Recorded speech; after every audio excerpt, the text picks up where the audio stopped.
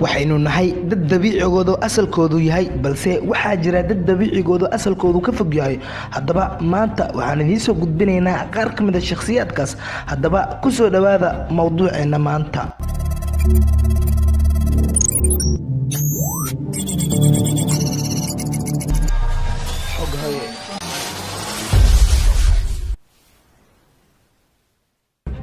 Mandy Selassie qoftan waxay ku dhalatay cudur dhif iyo naadir ah oo lagu magacaabo Milroy wuxuuna ku sababay in ay lugaheedii ka weynaadaan sidii dabiiciga ahayd ballaca lugaheeduna wuxuu gaaraa ilaa 43 cm Mandy culayska lugaheeda awgeed waxay awoodi weeday inay ku noolaato nolosha dadka caadiga ah waxayna ku socotaa kursiga curyaamiinta waana mid lala yeeshay wareysiyo fara badan Mahanti Amar Biharti Jay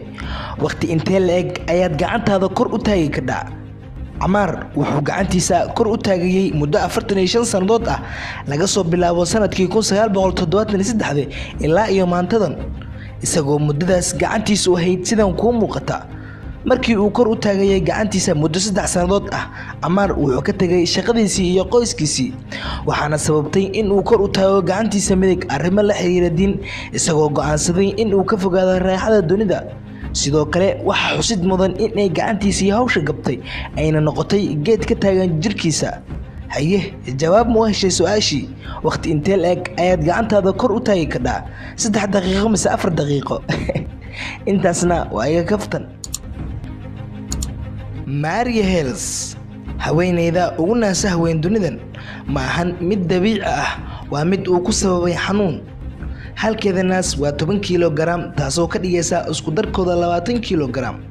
waana mid ku faraxsan inay tahay haweeneyda ugu naasaha weyn dunida inkastoo xanuun uu ku sababay waana mid sawiradeeda soo dhigta baraha bulshada waxayna muujisaa in ay ku qanacsan tahay inay tahay haweeneyda ugu naasaha weyn adduunka Julia Fetish waa gabar Ruushiyaan ah oo qurux badan waana 22 jir sawiradeeda waxay ku faafeen baraha bulshada taasoo sabab u ahayd murqaheeda waaweyn Julia markii ay jirtay da'da 15aad waxay bilowday qaadida baraha iyo jimicsiga waana gabar waji qurxoon leh laakiin aan xiriir la lahayn quruxdeeda jirkeeda kale isbuucina waxay aalamiintaysaa 4 maalin oo kamid ah waxayna cuntaa cuntooyin kordhiya ama ka qayb qaata korinta murqaheeda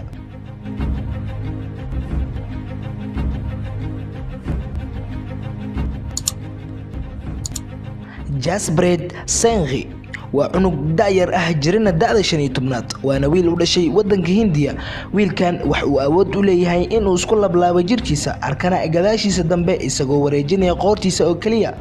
wuxuuna awood u leeyahay in uu wareejiyo qoortiisa xagal dhan 180 halka gacmihiisana uu wareejinayo xagal ah 360 run ahaantii waa wax la yaabo wuxuu soo shaabaxay muddo laga joogo 4 sano kadib markii uu ku biiray ciyaarta loo yaqaan yoogada